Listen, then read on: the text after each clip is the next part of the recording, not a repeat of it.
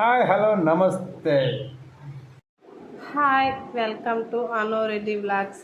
ఇవాళ అయితే నేను పెరుగుతో చికెన్ అయితే చేద్దామని ప్రిపేర్ అయ్యాను.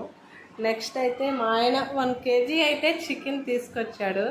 దాన్ని అయితే నీట్గా వాష్ చేసేసి పెట్టి నెక్స్ట్ అయితే కారం 2 స్పూన్స్, పసుపు 1 స్పూను, 1.5 స్పూను ఉప్పు అయితే వేసుకున్నాను.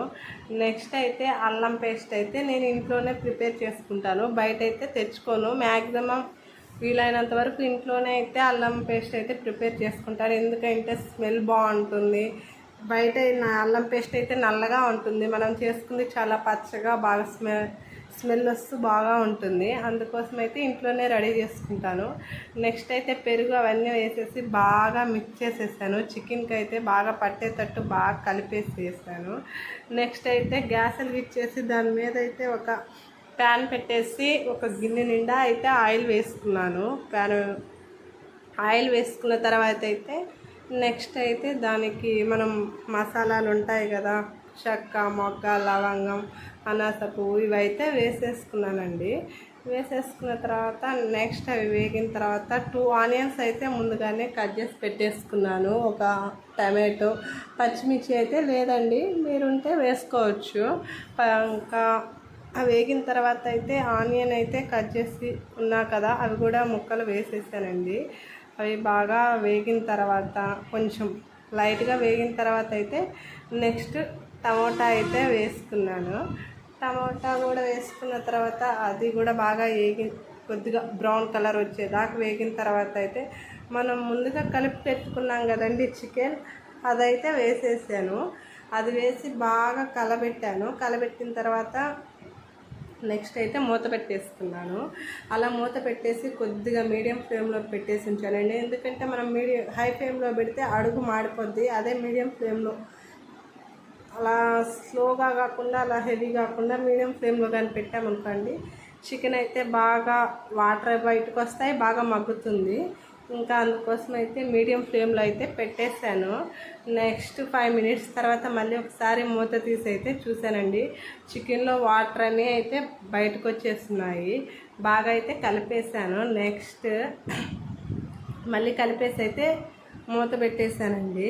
మళ్ళీ ఒకసారి చూసుకొని ఉప్పు అయితే చూశాను, ఇందాక వేసాను కానీ కొద్దిగా ఉప్పు తక్కువైందనేసి అయితే నేను మళ్ళీ 1 స్పూన్ ఉప్పు అయితే యాడ్ చేసుకున్నానండి. యాడ్ చేసుకొని మళ్ళీ ఒకసారి అయితే కలబెట్టేసుకొని ఆడ పెట్టేశాను, మూత పెట్టేశాను.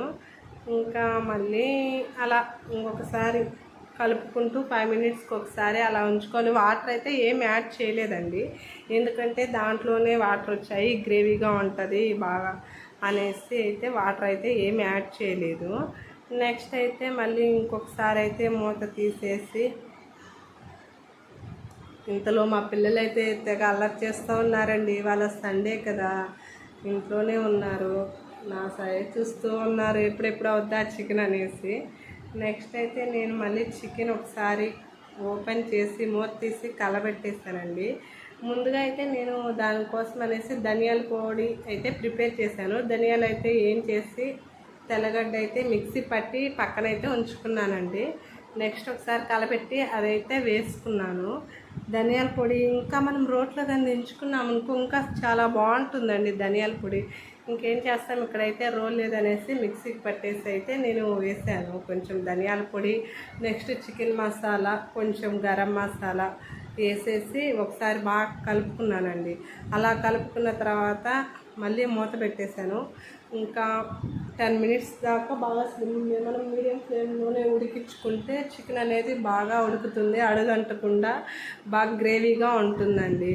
అలా చేసేసి మళ్ళీ ఒకసారి అయితే మూత తీసి కలపెట్టుకొని మళ్ళీ మూత అయితే పెట్టుకోవాలి. అలా ప్రాసెస్ చేసుకుంటూ అడగంటుకోకుండా ఉంచుకోవాలండి. గ్రేవీ అయితే అంతా దగ్గరికి వచ్చిన తర్వాత మనకి ఉడికిందా లేదనేసి ఆయిల్ అనేది పైకి వస్తుందండి, అప్పుడైతే తెలుస్తుంది మనకి చికెన్ పర్ఫెక్ట్గా ఉడికిందనేసి. అప్పుడైతే నెక్స్ట్ మనం ముందుగా కొత్తిమీర అయితే కట్ చేసి పెట్టుకున్నాను, అదైతే వేసేసానండి. కొత్తిమీర వేసుకొని ఇంకొకసారి అయితే కలుపుకొని మూత అయితే పెట్టాను. ఇంకా అంతలేక మా పిల్లలు అయితే కొట్టుకున్నారండి, వాళ్ళ దగ్గరికి ఒకసారి వెళ్ళేసి వచ్చేసి ఇంకా అని సిమ్లో పెట్టేశాను. ఇంక అంతేనండి. మళ్ళీ ఒకసారి మూత తీసి కలబెట్టేసాను. చూడండి ఎంత గ్రేవీగా టెంప్టింగ్గా ఉందో. ఇలా ఒకసారి అయితే ట్రై చేసి చూడండి మీకు. ఓకేనా అండి? ఓకే అండి, బాయ్. నా వీడియో కానీ మీకు నచ్చినట్లయితే సబ్స్క్రైబ్ చేసుకోండి. ఓకేనా? లైక్, షేర్, కామెంట్ అండి.